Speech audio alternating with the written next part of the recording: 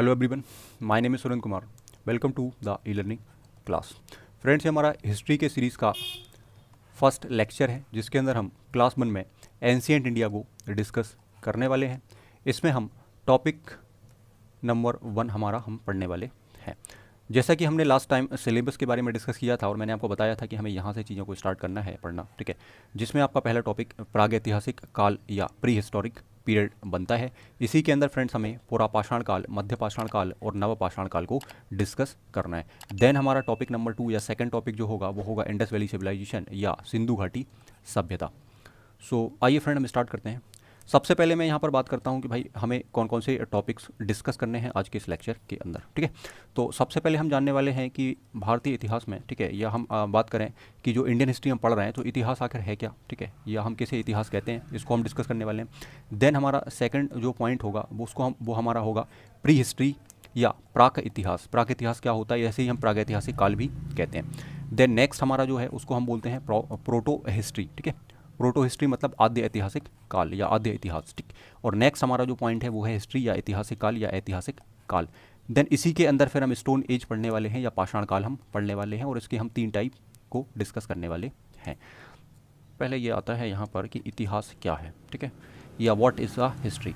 सो जैसा कि आप यहाँ पर देख पा रहे हैं कि the systematic study of ancient event is called a history, ठीक है। प्राचीन घटनाओं का क्रमबद्ध अध्ययन इतिहास कहलाता है, ठीक है। इसका मतलब ये है कि जितनी भी प्राचीन घटनाएं हैं या आज से पहले जो भी हुआ है, ठीक है, अगर हम उसकी एक सीक्वेंस में या एक क्रमबद्ध तरीके से या एक सिस्टमेटिक तरीके से हम उसकी स्टडी अगर करते हैं तो वही क्या है फ्रेंड, इतिहास है ना। दुनिया में हम किसी भी चीज़ का अगर बैकग्राउंड जानते हैं या उसके पीछे होने वाले कारणों को अगर हम क्रमबद्ध तरीके से जानते हैं तो वो क्या बनता है, इतिहास बनता है, ठीक है। आप किसी व्यक्ति का इतिहास जान सकते हैं, है ना, किसी वस्तु का इतिहास जान सकते हैं, किसी देश का इतिहास जान सकते हैं। सो इतिहास हर चीज़ का होता है ना, हर चीज़ का इतिहास होता है अगर हम उस चीज़ के बारे में या उसके पास्ट के बारे में हम जानते हैं। हम एक इंसान का इतिहास जान सकते हैं अगर हम उसके पास्ट के बारे में जान रहे हैं, तो वही फ्रेंड्स क्या है यहाँ पर इतिहास है, ठीक है। इतिहास का मीनिंग या इतिहास का मतलब क्या निकल कर आता है या क्या इसका मतलब होता है। सो इतिहास को हम 2 भागों में डिवाइड करते हैं, इति और हास, ठीक है।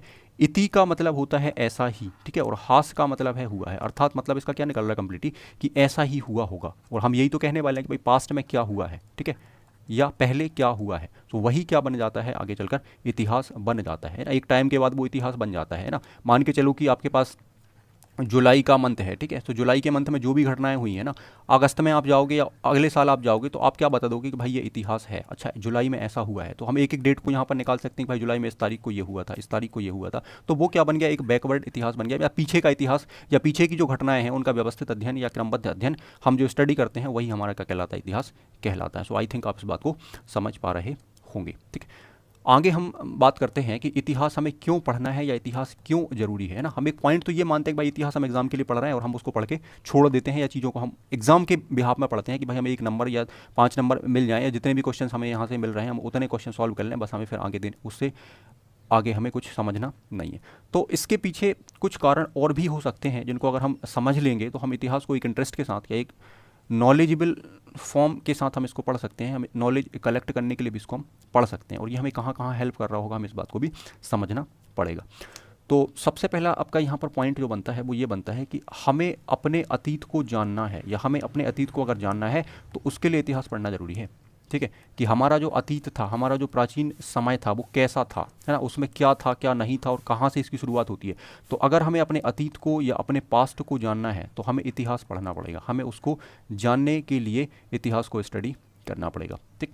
सेकंड पॉइंट हमारा बन जाता है to know your civilisation and culture. अगर आपको अपनी सभ्यता और संस्कृति के बारे में जानना है कि हमारी सभ्यता कैसी थी, सबसे प्राचीन सभ्यताएं हमारी कैसी थी, उसके बाद कैसी थी, ठीक है, और आज हमारी सभ्यता क्या है, ठीक है, तो हम यहाँ तक कैसे पहुँचे। अचानक तो ऐसा नहीं है कि हम अचानक सीधे मॉडर्न इंडिया में आकर बैठ गए, नहीं, उसके पहले मध्यकाल भी आया है या मध्यकालीन इतिहास भी हमारा आया है, प्राचीन काल भी आया है, उसके पहले भी कुछ चीज़ें आई हैं जिनमें हम पाषाण काल, आदिमानव काल, इन सब के बारे में जानते हैं, पृथ्वी की उत्पत्ति के बारे में हम जानते हैं। तो ये क्या है सिस्टम, है ना। तो इस सब को अगर आपको जानना है तो इसके लिए आपको हिस्ट्री या इतिहास पढ़ना जरूरी है, ठीक।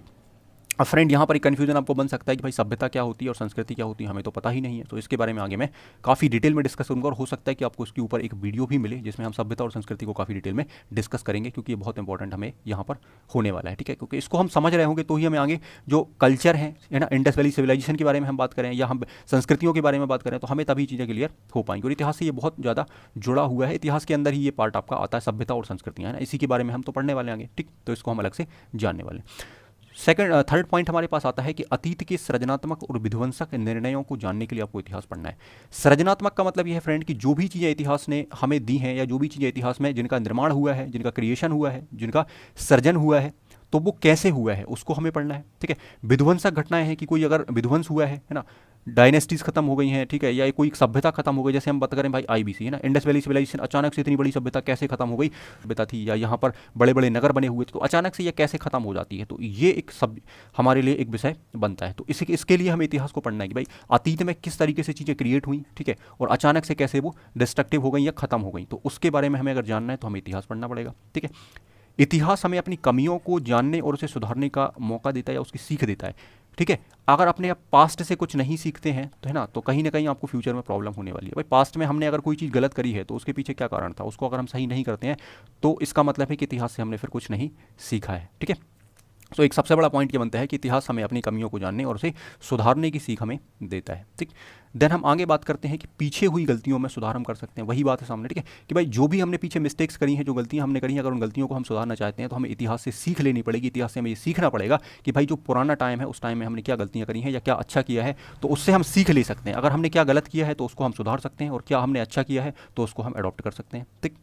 इतिहास के अध्ययन से हम भविष्य का एक लक्ष्य भी निर्धारित कर सकते हैं, एक हम गोल सेट कर सकते हैं ना, सेट अ गोल, ठीक है। अगर हम इतिहास को पढ़ें या इतिहास को हम समझ जाएं कि भाई इतिहास में क्या हुआ क्या नहीं हुआ, तो इससे हम क्या कर सकते हैं, अपने फ्यूचर में या अपने भविष्य में एक लक्ष्य निर्धारित कर सकते हैं, एक गोल हम सेट कर सकते हैं कि भाई हमें ऐसा करना है, इतिहास से हमने ये सीखा है, ठीक।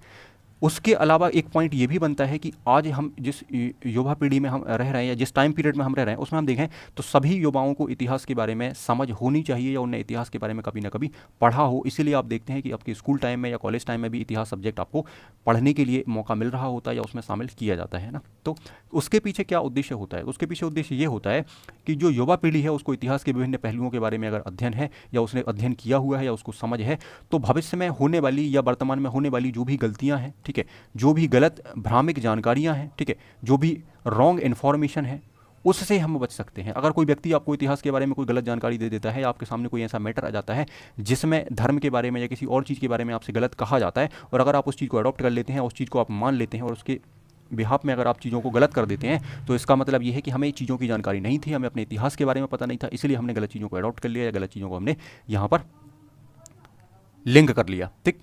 आगे हम फ्रेंड बात करते हैं कि हमें अपने इतिहास की जानकारी अवश्य होनी चाहिए, ठीक है। अगर हम जिस देश में, जिस कंट्री में हम रह रहे हैं, उस कंट्री के बारे में अगर हमें उसका इतिहास हमें नहीं पता, उस कंट्री के बारे में बहुत सारी चीज़ें हमें नहीं पता, तो फ्रेंड ये कहीं ना कहीं एक है ना अच्छी बात नहीं हो सकती, ठीक है।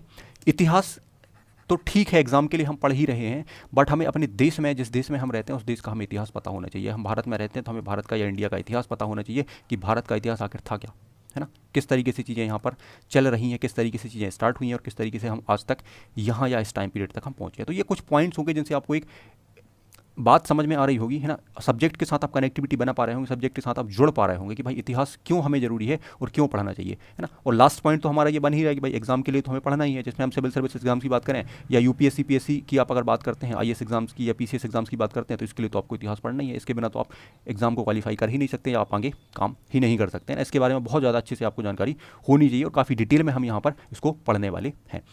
देन अदर कंपटीशन एग्जाम में तो आपको पता ही है कि भाई यहाँ से क्वेश्चन भी बनते हैं ना, जैसे आप रेलवे की बात करते हैं, एसएससी की बात करते हैं, पुलिस एग्जाम की बात करते हैं, और भी जितने तरह के डिफरेंस एग्जाम है। कुछ एग्जाम्स में स्पेशल इतिहास या हिस्ट्री का सेक्शन ही आता है ना, तो जितने भी क्वेश्चन एग्जाम में आते हो, 2 आते हो, 5 आते हो, 10 आते हो, पर आते क्वेश्चन हैं ये आपको कन्फर्म है ना, हर एग्जाम का सिलेबस आपके पास है, ठीक है।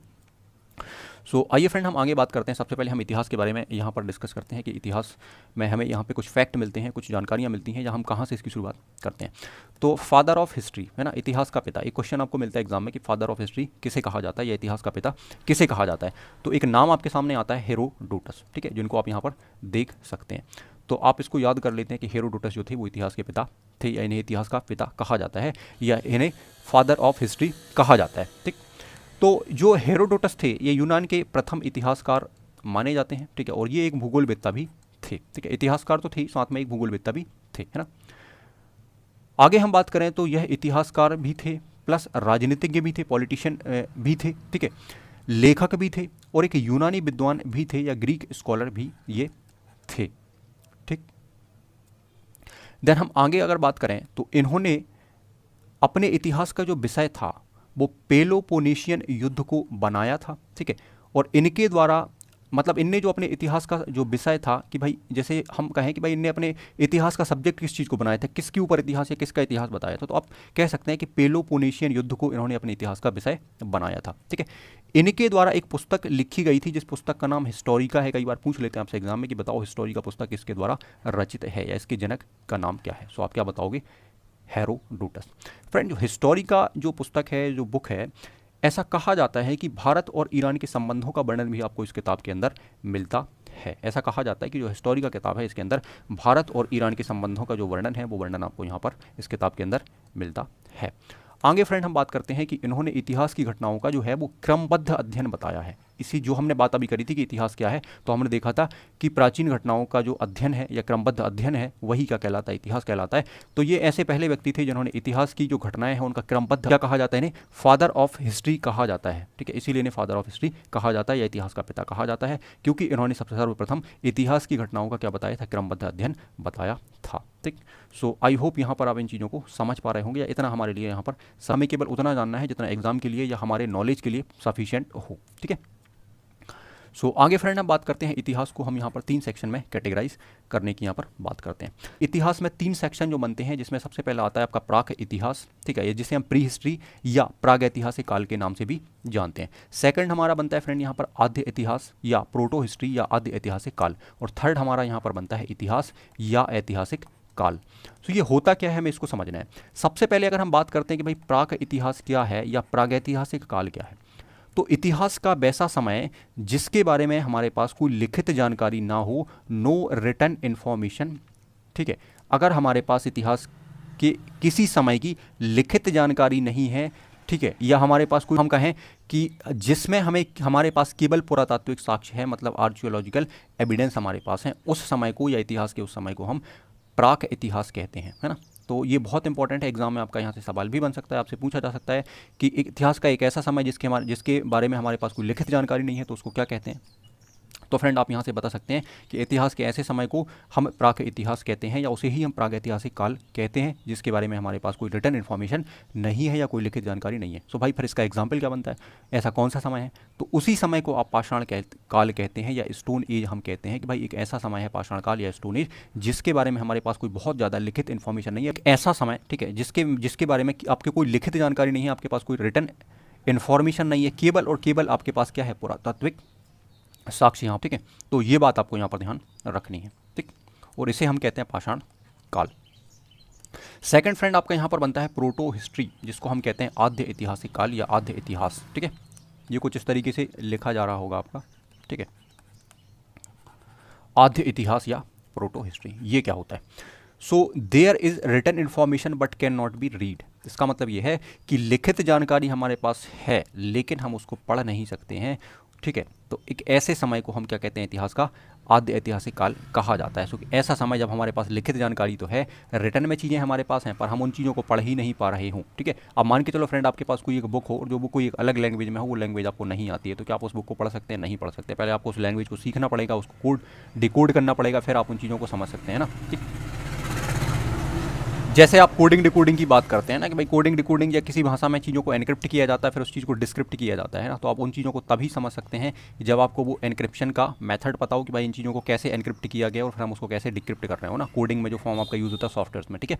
तो वैसा ही कुछ इतिहास में है कि इतिहास में आपको आपके पास रिटर्न इन्फॉर्मेशन तो है, भाई रिटर्न इन्फॉर्मेशन हमने कलेक्ट कर ली है, पर हम उन चीज़ों को पढ़ने में सफलता 100% प्राप्त नहीं कर पाए हैं या उन चीज़ों को हम 100% ब्रेक नहीं कर पाए या समझ नहीं पाए, तो हम उस समय को आद्य ऐतिहासिक समय कहते हैं। और इस समय में सबसे बढ़िया एग्जाम्पल आपके पास क्या होता है, सिंधु घाटी सभ्यता या इंडस वैली सिविलाइजेशन की। भाई इसके बारे में बहुत सारे साक्ष्य, बहुत सारे एविडेंस हमारे पास हैं, ठीक है, और बहुत सारी रिटर्न इन्फॉर्मेशन हमारे पास है, पर हम उन इन्फॉर्मेशन को 100% सॉर्ट आउट नहीं कर पाए हैं, तो उस समय को हम क्या कहेंगे, आद्य ऐतिहासिक काल या आद्य इतिहास कहेंगे। देन नेक्स्ट आपका आता है इतिहास या ऐतिहासिक काल। Written information is there and can be read. मतलब ये है कि भैया लिखित जानकारी हमारे पास है और उसको हम पढ़ भी पाए हैं। इस इतिहास के ऐसे समय को हम क्या कहेंगे जिसके बारे में हमारे पास लिखित जानकारी भी है और उस जानकारी को हम पढ़ भी पाए हैं, ठीक है, उसको हम एक्सेस भी कर पाए हैं। सो उस टाइम पीरियड को आप बात करें तो 600 BC से ना 600 ईसा पूर्व से लेकर आज तक का जो समय है उसे हम इतिहास कहते हैं, ठीक है, या उसे हम इतिहास के सेक्शन में या ऐतिहासिक समय में, इतिहास तो सभी को कहते हैं बट हम उसको ऐतिहासिक समय में हम शामिल करते हैं जिसके बारे में लिखित जानकारी हमारे पास होती है। हमारे पास वेद हैं, पुराण हैं, ठीक है, जो भी धर्म ग्रंथ हैं ना, जो भी चीज़ें हैं वो हमारे पास रिटन फॉर्म में भी हैं, ठीक है, अभिलेख हैं, जो भी चीज़ें हैं वो लिखी हुई हैं ना। सो इस समय को हम ऐतिहासिक काल या ऐतिहासिक समय हम कहते हैं, ठीक है, जिनमें किताबें हैं, बहुत सारे अभिलेख हैं, बहुत सारी चीज़ें यहाँ पर शामिल करी गई हैं, ठीक है। सो आई होप आप इस चीज़ को समझ पा रहे होंगे कि इतिहास के 3 जो टाइम पीरियड हैं जिनमें हम प्रागैतिहास, आदि इतिहास और ऐतिहासिक पीरियड, तो इस चीज़ को हम क्लियर यहाँ पर कर पा रहे हैं। सबसे पहले हम यहाँ पर अगर बात करते हैं तो आपके पास आता है प्री हिस्ट्री टाइम, प्राक इतिहास या प्रागैतिहासिक काल। इसके बारे में हमें थोड़ा सा यहाँ पर डिस्कशन करना है। तो जैसा कि मैंने अभी आपको बताया था कि जिस काल में मनुष्य ने या मनुष्य की घटनाओं का कोई लिखित विवरण या रिटन उसके पास इन्फॉर्मेशन नहीं थी, ठीक है, सो उसी समय को हम फ्रेंड क्या बोलते हैं यहाँ पर प्रागैतिहासिक काल कहते हैं। हमने भी डिस्कस किया था। Only archaeological evidence are available, है ना, मतलब केवल पुरातात्विक साक्ष्य हमारे पास उपलब्ध हो। और उसका बेस्ट एग्जाम्पल हमारे पास क्या है, पाषाण काल है, जिसमें पत्थरों के से बने औजार हैं, पत्थरों से बनी जो आकृतियां हैं वही हमारे पास, ये जो भी चीज़ें पत्थरों पर आकृतियां बनी हैं, जो भी चीज़ें बनी हैं वही हमारे पास केवल था, इसलिए हम इसे क्या बोलते हैं, पाषाण काल या स्टोन एज के नाम से जानते हैं। आगे हम फ्रेंड बात करते हैं कि स्टोन एज या पाषाण काल के अंदर हमें क्या पढ़ना है या इसके अंदर कौन सी चीज़ें आने वाली हैं। बात करते हैं फ्रेंड यहाँ पर कि पाषाण काल क्या है, ठीक है, या पाषाण काल हम किसे कहते हैं। So the period of history when human life was highly depending on stones. मतलब क्या है कि इतिहास का वह समय या वह काल जब मानव का जीवन पत्थरों पर अत्यधिक आश्रित था। 100% चीज़ें वो या 90% चीज़ें जो है वो किस पर आधारित थी, मानव जीवन की पत्थरों पर आधारित थी। इसीलिए हम इस समय को क्या कहते हैं, स्टोन एज कहते हैं या क्या कहते हैं, पाषाण काल कहते हैं। आगे लिखा है कि ऐसा समय जब मानव जंगल में पशुओं की तरह विचरण करता था और उसका केवल और केवल एक ही मुख्य कार्य था, और वो मुख्य कार्य क्या था, शिकार करना, आखेटक जिसको हम कहते हैं, ठीक है, या शिकार करना, ठीक है, और खाद्य संग्रह। मनुष्य केवल इस समय या इस टाइम पीरियड के अंदर केवल और केवल एक ही चीज़ को यहाँ पर प्रेफरेंस देता था या एक ही चीज़ को दिखता था, वो क्या था, भोजन, ठीक है, ठीक है। अपने पेट भरने के लिए मनुष्य क्या करता था, घूमता रहता था, ठीक है, आखेटक की यहाँ पर भूमिका निभाता था, ठीक है। मतलब यहाँ पर वो क्या कर रहा है, आखेट कर रहा है, शिकार कर रहा है पशुओं का, ठीक है, किसके लिए, खाद्य संग्रह के लिए ना, ठीक, फूड कलेक्टर, मतलब खाद्य संग्रह के लिए, अपने पेट को भरने के लिए या अपने भोजन की प्राप्ति के लिए केवल और केवल क्या करना, शिकार करना, है ना। ये यहाँ पर इनका मुख्य पेशा था या मुख्य काम था, ये आपको समझना है स्टोन एज के अंदर, ठीक।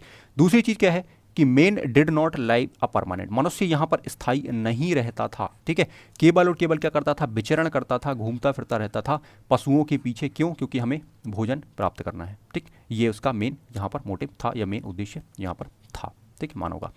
आगे फ्रेंड हम बात करते हैं, जैसे कि मैंने आपको बताया कि मानव ने अपनी सहूलियत के हिसाब से या इंसानों ने अपनी सहूलियत के हिसाब से पाषाण काल है ना, या हम ये कह सकते हैं, ठीक है, कि इतिहासकारों ने जो इस टाइम पीरियड को जो औजार हैं, जो हथियार हैं, जो डेवलपमेंट है, जो विकास है, जो पत्थरों के द्वारा जो भी चीज़ें बनाई गई हैं, उनके हिसाब से इसको अलग अलग टाइम पीरियड में बांटा हुआ है, ठीक है। सो इसे हम कहते हैं पुरापाषाण काल, मध्यपाषाण काल और नवपाषाण काल, है ना, कि स्टोन एज के भी हम 3 पार्ट अगर कर देते हैं या पढ़ने के हिसाब से इसके 3 सेक्शन हम कर लेते हैं। सो इन्हीं 3 सेक्शन को हम क्या कहते हैं, पुरापाषाण काल, मध्यपाषाण काल और नवपाषाण काल। सबसे पहले हम बात करते हैं पेलियोलिथिक एज। पेलियोलिथिक एज का जो टाइम पीरियड है वो 20 लाख ईसा पूर्व से लेकर 10,000 ईसा पूर्व तक, है ना, 20 लाख ईसा पूर्व से लेकर 10,000 ईसा पूर्व तक का जो समय पीरियड है या जो टाइम पीरियड है उसको आप पेलियोलिथिक एज या पुरापाषाण काल कहते हैं। देन सेकंड आपका आता है मेसोलिथिक एज, जिसको आप बोलते हैं मध्यपाषाण काल, ठीक है, और ये टाइम पीरियड जो है आपका वो 10,000 से लेकर 4,000 ईसा पूर्व तक का होता है। देन आगे आपका नेक्स्ट यहाँ पर आता है नियोलिथिक पीरियड, जिसको हम नवपाषाण काल कहते हैं, ठीक है, और इसका टाइम पीरियड आपका 6,000 से लेकर 2,000 तक का माना जाता है, 2000 ईसा पूर्व तक का ये माना जाता है। सबसे पहले हम फ्रेंड बात करते हैं कि भाई पुरापाषाण काल क्या है। तो पुरापाषाण काल में मनुष्य यहाँ पर क्या करता था, केवल और केवल शिकार करता था या शिकारी का जीवन यहाँ पर निभाता था, ठीक है, ठीक। मानव यहाँ पर स्थायी नहीं रहता था, ठीक, और मनुष्य को यहाँ पर आग का ज्ञान था, आग के बारे में मनुष्य ने यहाँ पर जानकारी ले ली थी, मनुष्य को यहाँ पर पता चल गया था, पर उसका उसने प्रयोग यहाँ पर नहीं किया था, ठीक है। पत्थरों को रगड़ने से आग की यहाँ उत्पत्ति हो गई थी, मनुष्य को इस चीज़ की जानकारी थी, पर वो इसका उपयोग नहीं करता था। इसका बहुत ज़्यादा उपयोग यहाँ पर हमें देखने के लिए नहीं मिलता है। सो इस टाइम पीरियड को हम फ्रेंड क्या कहते हैं, यहाँ पर पुरापाषाण काल कहते हैं, ठीक है। और टाइम पीरियड आप देख ही चुके हैं कि भाई 20 लाख ईसा पूर्व से लेकर 10,000 ईसा पूर्व तक का जो समय है उसे ही हम क्या कहते हैं, पुरापाषाण काल कहते हैं। इसको हम आगे डिटेल में पढ़ने वाले हैं। देन सेकंड आपका टाइम पीरियड आता है जिसको हम कहते हैं मेसोलिथिक एज, मतलब मध्य पाषाण काल, ठीक है, जिसमें मनुष्य यहाँ पर भी शिकारी की भूमिका निभा रहा था या मनुष्य यहाँ भी शिकारी था, ठीक है, परंतु यहाँ पर एक चेंज आया था। वो चेंज क्या था कि मनुष्य ने यहाँ पर पशुपालन जो है, ठीक है, वो यहाँ पर सीखना स्टार्ट कर दिया था। मतलब यहाँ पर हमें पशुपालन के साक्ष्य या पशुपालन देखने के लिए मिलने लगा था, ठीक। लेकिन फिर भी यहाँ पर जो मानव था वो स्थायी नहीं यहाँ हमें मिलता है, ठीक है, मतलब स्थायी यहाँ भी अभी मनुष्य नहीं रह रहा है, पशुपालन कर रहा है, एक जगह खेती कर रहा है, फिर वो शिफ्ट कहीं और हो जा रहा है, ठीक है, फिर कहीं और शिफ्ट हो जा रहा है, तो ये वाली प्रोसेस यहाँ पर चल रही है, बट वो एक जगह स्थायी नहीं रह रहा है। तो इस काल को हम क्या कहते हैं, मध्य पाषाण काल कहते हैं। इसको आगे हम काफ़ी डिटेल में पढ़ने वाले हैं। देन इसके बाद आपका यहाँ पर आता है नियोलिथिक पीरियड, ठीक है, या इसे हम कहते हैं नव पाषाण काल, ठीक है। यहाँ पर बहुत बड़े चेंजेस हमें अचानक से देखने के लिए मिलते हैं। जो 6000 से लेकर 2000 ईसी पूर्व का जो समय है उसमें बहुत बड़े चेंजेस हमें देखने मिलते हैं, इसीलिए इसे revolutionary change in human history कहा जाता है, या मानव इतिहास में क्रांतिकारी परिवर्तन इस काल को कहा जाता है। कि मानव इतिहास में जो पहला क्रांतिकारी परिवर्तन था वो हमें कब देखने मिलता है। एक तो आपको 600 BC में आपको मिलेगा जब महाजनपद काल को हम पढ़ने वाले हैं कि भाई मानव इतिहास में यहाँ पर अलग से आपको चेंज देखने के लिए मिल रहा है, या सेकंड मानव क्रांति जिसको हम कहते हैं, ठीक है, तो वो हम आगे डिस्कस करेंगे। देन यहाँ हम क्या देख रहे हैं कि मानव इतिहास में क्रांतिकारी परिवर्तन इसको कहा जाता है नवपाषाण काल को। उसमें चेंजेस हमें क्या देखने मिलते हैं, एक तो ये मिलता है कि मानव अब स्थायी निवास करने लगा, एक जगह पर रहने लगा, ठीक है, सेटल हो गया, ठीक। कृषि की यहाँ पर शुरुआत हमें देखने मिलती है। अभी हमें यहाँ पर पशुपालन मिल रहा था फ्रेंड्स, यहाँ पर पशुपालन हमें यहाँ पर मिल रहा था, अब यहाँ पर क्या हो रहा है, कृषि की शुरुआत हमें देखने के लिए मिल रही है। और कृषि की शुरुआत से ही मनुष्य यहाँ पर क्या हो गया था, स्थायी हो गया था। कि भाई मनुष्य जब कृषि कर रहा है या जिस जगह पर वो कृषि कर रहा है तो उस जगह पर मनुष्य यहाँ पर क्या देख रहा है, हमें स्थायी देखने के लिए मिल रहा है कि भाई वो स्थायी घर बनाकर रह रहा है। ग्रामीण बस्तियों के हमें साक्ष्य मिलते हैं, घर हमें मिलते हैं, ठीक है। और मनुष्य के द्वारा जो पशुपालन किया गया था उसमें जो पहला पशु था है ना, वो डॉग था या कुत्ता था, उसको पहला पशु जिसको पशुपालन के दौरान मानव ने यहाँ पर सबसे पहले अडॉप्ट किया था, ठीक है। तो आगे हम फैक्चुअल चीज़ों की बात हम लास्ट में करने वाले हैं। सारे फैक्ट्स मैं आपको बताने वाला हूँ कि यहाँ पर जो वन लाइनर फैक्ट्स हैं वो क्या होंगे। सो अभी हम इनके बारे में ज़्यादा डिस्कस यहाँ पर नहीं कर रहे हैं। देन आगे हम बात करते हैं अगर इसमें स्टोन एज में या पाषाण काल के अंदर, ठीक है। सो पाषाण काल के अंदर हमें यहाँ पर कौन कौन सी चीज़ें पढ़नी है, तो सबसे पहले हम अगर देखें, ठीक है, तो स्टोन एज में हमें, ठीक है, पुरापाषाण काल यहाँ पर पढ़ना है, नवपाषाण काल पढ़ना है, ठीक है, और मध्य पाषाण काल हमें पढ़ना है। सबसे पहले हम फ्रेंड यहाँ पर बात करने वाले हैं पुरापाषाण काल की, ठीक है। तो जैसा कि मैंने भी बताया था कि भाई पुरापाषाण काल जो था उसमें मानव जो था उसका मेन काम क्या था, सो आखेटक है ना, और खाद्य संग्राहक मेन उसका काम था। जैसा कि आप यहाँ पर देख पा रहे हैं, लिखा हुआ है कि मनुष्य जाति ने अपने अस्तित्व के आरंभ से लेकर आज तक का जो 99% हिस्सा है, 99% जो चीज़ें हैं वो शिकारी और संग्राहक के रूप में बिताया है। यह काल जो था वो आखेटक एवं संग्राहक काल के रूप में भी जाना जाता है, इसीलिए हम इसे संग्राहक काल या आखेटक काल के नाम से जानते हैं। इस सभ्यता का उदय अगर हम बात करें या इस सभ्यता की अगर हम बात करें, ठीक है, तो आप कह सकते हैं कि इस काल की सभ्यता का उदय और विकास अभिनूतन काल, ठीक है, या प्लाईस्टोसीन एज, ठीक है, में हुआ था, जिसका समय लगभग 5 लाख ईसा पूर्व माना जाता है। अगर हम इस सभ्यता की बात करते हैं, पुरापाषाण काल की सभ्यता की बात करते हैं, तो इसका जो टाइम पीरियड आप देख सकते हैं कि 5 लाख ईसा पूर्व इसका टाइम पीरियड हम यहाँ पर लेते हैं। जो है वो धरती पर प्लाईस्टोसीन में के आरंभ में पैदा हुआ, ठीक है। इसी समय जो था गाय, हाथी, घोड़ा आदि का उद्भव भी हुआ, ठीक है। महाराष्ट्र के एक बोरी नामक स्थान से नए तथ्यों या नए फैक्ट्स उजागर होने के पश्चात मानव की उपस्थिति जो है वो 14 लाख वर्ष पूर्व मानी जाती है ना, ठीक। महाराष्ट्र के एक बोरी नामक स्थान पर, ठीक है, कुछ तथ्य हमें ज्ञात हुए हैं, कुछ फैक्टर्स हमें मिले हैं, कुछ फैक्ट हमें मिले हैं, उनसे उनके पश्चात, ठीक है, मिलने के पश्चात हम ये ज्ञात कर पाए हैं या हम ये बता पाए हैं कि जो मानव की उत्पत्ति है धरती पर वो कब हुई थी, 14 लाख वर्ष पूर्व मानी जाती है या इस टाइम पीरियड से मानी जाती है, ठीक है। और इस टाइम पीरियड को किस नाम से जाना जाता है, तो प्लाईस्टोसीन एज के नाम से जाना जाता है। तो इस बात को आप समझ पा रहे होंगे। आगे हम बात की हुई थी भारतीय पुरापाषाण काल को मानव द्वारा इस्तेमाल किए जाने वाले पत्थर के औजारों के स्वरूप और जलवायु में होने वाले परिवर्तन के आधार पर फिर 3 अवस्थाओं में यहाँ पर बांटा गया है। जैसा कि आप यहाँ पर देख पा रहे हैं कि पुरापाषाण काल के दौरान जलवायु में हुए परिवर्तन और मनुष्य द्वारा बनाए गए औजारों की उपलब्धता के आधार पर हम इसे क्या कर रहे हैं, 3 भागों में यहाँ पर फिर से डिवाइड कर रहे हैं। जिसमें पहला आपका जो पार्ट बनता है वो बनता है निम्न पुरापाषाण काल, जिसको आप 20 लाख से 1 लाख तक के टाइम पीरियड के अंदर पढ़ते हैं BC में, ठीक है। देन सेकंड आपका जो बनता है वो बनता है मध्य पुरापाषाण काल, जिसको आप 1 लाख से 40,000 ईसी पूर्व या ईसवी पूर्व या BC के समय में आप पढ़ते हैं, ठीक है। और लास्ट पार्ट आपका बनता है जिसको आप कहते हैं उच्च पुरापाषाण काल, जिसको आप 40,000 ईस्वी से लेकर 10,000 ईस्वी पूर्व के समय पीरियड में आप इसको पढ़ते हैं। यहाँ पर फ्रेंड एक नोट लिखा हुआ है कि ज्ञानी मानव होमोसेपियंस का प्रवेश इस धरती पर आज से लगभग 30 से 40 हजार वर्ष पूर्व माना जाता है कि इसका जन्म यहाँ पर हुआ था। ठीक है, आगे हम फ्रेंड बात करते हैं सबसे पहले पॉइंट की, जिसमें हम पढ़ने वाले हैं लोअर पैलियोलिथिक या निम्न पुरापाषाण काल।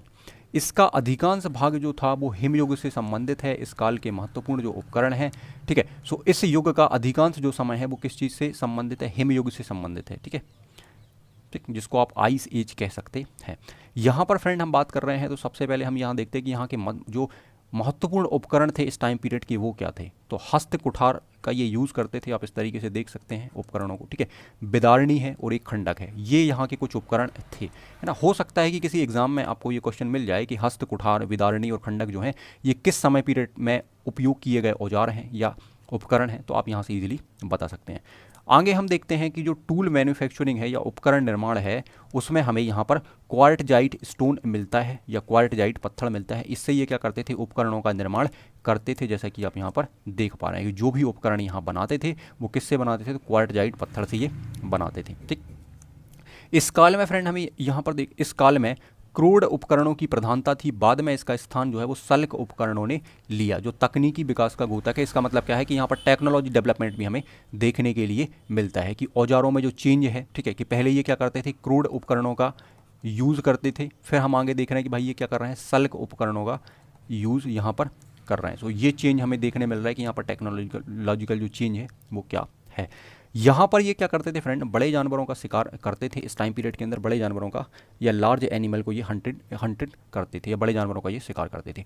इन उपकरणों को हम देख सकते हैं मूल रूप से कि चॉपर, चॉपिंग पेबल संस्कृति तथा हैंड एक्स संस्कृति, दो वर्गों में इनको वर्गीकरण किया गया है या इनके तहत रखा गया। मतलब इस समय जो भी मूल रूप से उपकरण उपयोग होते थे, जो भी टूल्स यूज होते थे, उनको दो प्रकार की संस्कृतियों के अंदर रखा गया है, जिनमें एक आता है आपका चॉपर, चॉपिंग पेबल संस्कृति, ठीक है, और हैंड एक्स संस्कृति। ठीक है, सो इनके अंदर रखा गया है। जैसा कि आप यहाँ पर देख सकते हैं, ये चॉपर है आपका, ठीक है, ये हैंड एक्स है आपका, ठीक है, और ये क्लीवर है। ठीक है, ठीक है, सो ये टूल आपके हैं यहाँ पर इस टाइम पीरियड के अंदर, जैसा कि यहाँ पर देख पा रहे हैं। सो हैंड एक्स जैसे उपकरणों की प्राप्ति सर्वप्रथम, हैंड एक्स उपकरणों की अगर हम बात करते हैं तो हैंड एक्स उपकरणों की प्राप्ति सर्वप्रथम या सबसे पहले आधुनिक चेन्नई के निकट एक स्थान आता है जिसका नाम है अतिर पवक्कम, बादाम दुराई से हुई। ठीक है, बादाम दुराई से हुई। ये दो स्थान हैं जो आधुनिक चेन्नई के निकट आपको मिलने वाले हैं। ठीक है, और इनमें सर्वप्रथम 1963 में एक ब्रिटिश अधिकारी थे जिनका नाम था रॉबर्ट ब्रॉसफूट। इन्होंने हैंड एक्स को यहाँ से प्राप्त किया था। हो सकता है किसी एग्जाम में आपसे ये क्वेश्चन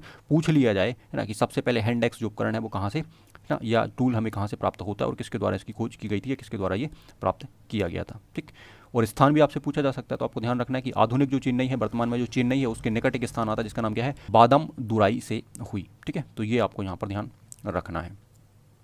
नेक्स्ट हम आगे फ्रेंड बात करते हैं। तो इस काल में पशुपालन की शुरुआत नहीं हुई थी। इस काल में पशुपालन की शुरुआत नहीं हुई थी, यद्यपि इन्हें अग्नि का ज्ञान था, लेकिन अग्नि के प्रयोग से ये परिचित नहीं थे। उसका यूज़ ये प्रॉपरली यहाँ पर नहीं हमें देखने के लिए यहाँ पर मिलता है कि ये नहीं कर रहे थे। फिर यहाँ पर हम देखें अगर तो निम्न पुरापाषाण काल से संबंधित कुछ संस्कृतियाँ हैं कि भाई यहाँ पर कौन कौन सी संस्कृतियाँ थीं, तो जिनमें आप देख सकते हैं कि ओल्ड वॉन संस्कृति होमो हैबिलिस के समय, ठीक है, अब तक ज्ञात प्राचीनतम निम्न पुरापाषाण कालिक संस्कृति ये मानी जाती है।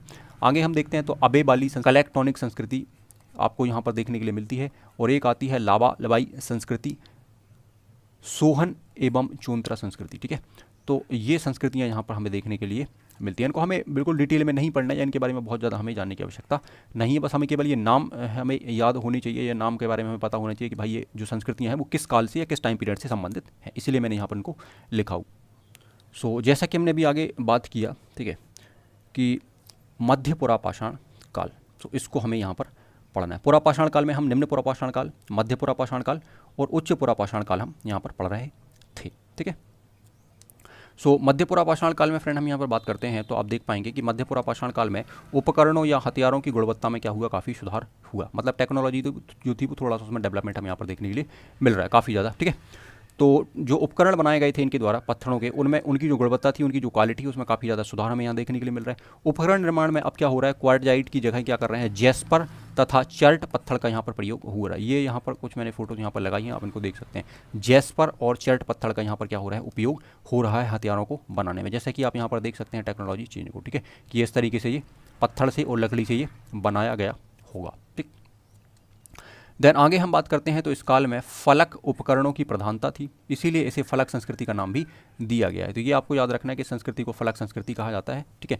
हैंड एक्स की जगह चॉपर, चॉपर मतलब काटने की औजार, ठीक है, इस काल में देखे जा सकते हैं। मतलब जो हैंड एक्स संस्कृति थी, हैंड एक्स में जो भी पत्थरों से बने औजारों का उपयोग करते थे उसकी जगह चॉपर या काटने वाले औजारों का यहाँ पर ज़्यादातर हमें यूज़ यहाँ पर देखने के लिए मिल रहा है।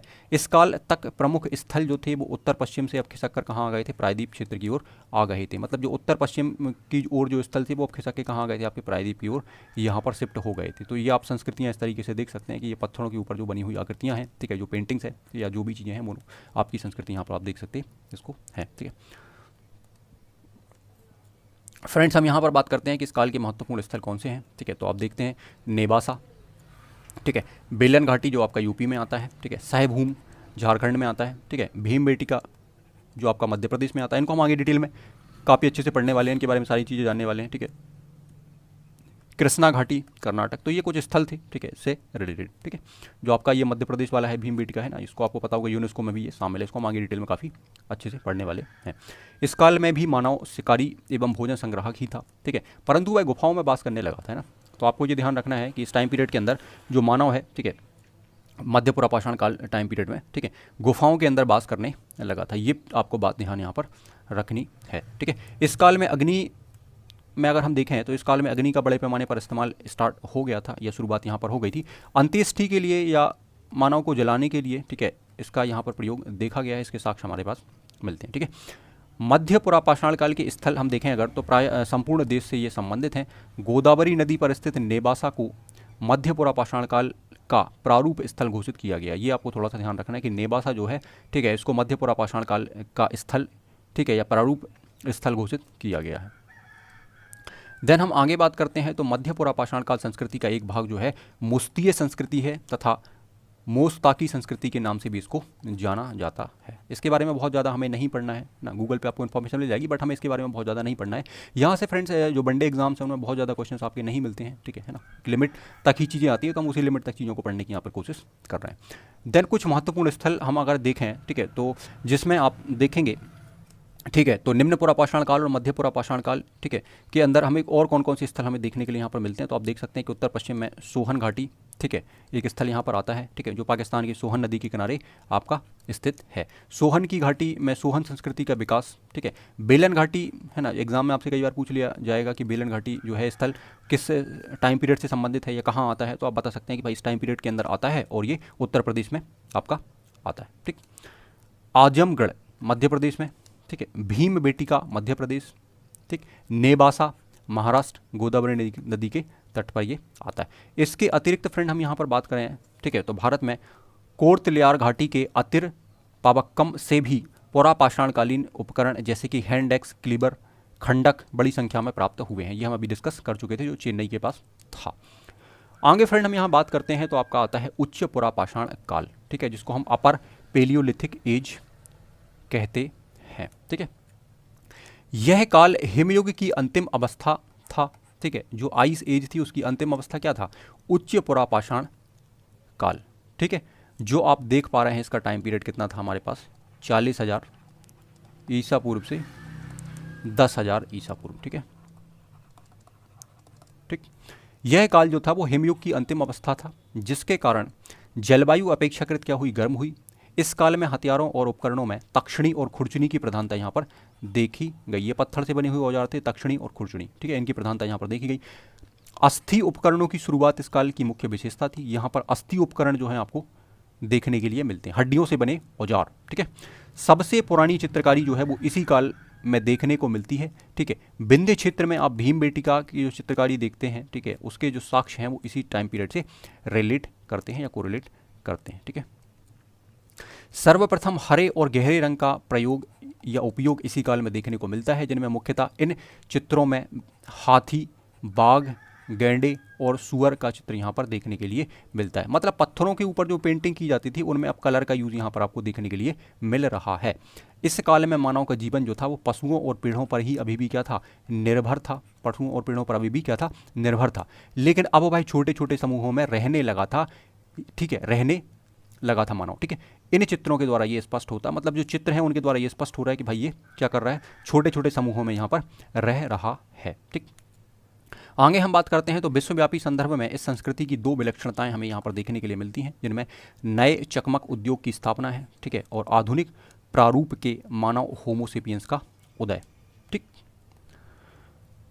आगे हम बात करते हैं फ्रेंड, तो यहाँ पर बेलन घाटी में स्थित लोहिदा नाले से प्राप्त अस्थि निर्मित मातृ देवी की मूर्ति यहाँ पर प्राप्त होती है, इसलिए हम कह सकते हैं कि भाई यहाँ पर हड्डियों से बनी चीज़ें हमें ज़्यादातर देखने के लिए मिल रही हैं, ठीक। उच्च पुरापाषाण काल से संबंधित अनेक संस्कृतियों की खोज भी की जा चुकी है, जिनमें कुछ एग्जाम्पल आपके सामने क्या है, तो संस्कृति ब्लेड और तक्षिणी यहाँ से आपको मिलती है, ठीक है। पेरीगोर्डियन संस्कृति फलक चाकू यहाँ से मिलता है। सोत्रुनियन संस्कृति एकंधित वेदनी यहाँ से मिलती है, और मगदालियन संस्कृति जिसमें बेधनी मत्स्य भाला यहाँ पर मिलता है। तो फ्रेंड हमारा नेक्स्ट टॉपिक जो होगा वो होगा मेसोलिथिक पीरियड, मध्य पाषाण काल को हम यहाँ पर पढ़ने वाले हैं, ठीक है, इस सेक्शन के अंदर, ठीक है। और आगे हम अगर बात करें, ठीक है, जो हमारा 10,000 से 4,000 होगा, ठीक है, और ये हमने देखा था 10,000 से 4,000, ठीक है, टाइम पीरियड है ना। और फिर नेक्स्ट आपका जो पीरियड होगा वो होगा न्योलिथिक आपका, है ना, न्यू स्टोन एज या नवपाषाण काल, ठीक है, जिसको हम, या न्योलिथिक एज जिसको हम कहते हैं ना, इसको न्योलिथिक एज हम कहते हैं, ठीक है। तो ये हमारा नेक्स्ट टॉपिक होगा जिसको हम 6,000 से 2,000 ईस्वी में पढ़ने वाले हैं। देन इसके बाद हमारा जो नेक्स्ट टॉपिक होगा, थर्ड टॉपिक, वो होगा हमारा सिंधु घाटी सभ्यता या इंडस वैली सिविलाइजेशन, ठीक है। Thanks for watching this video.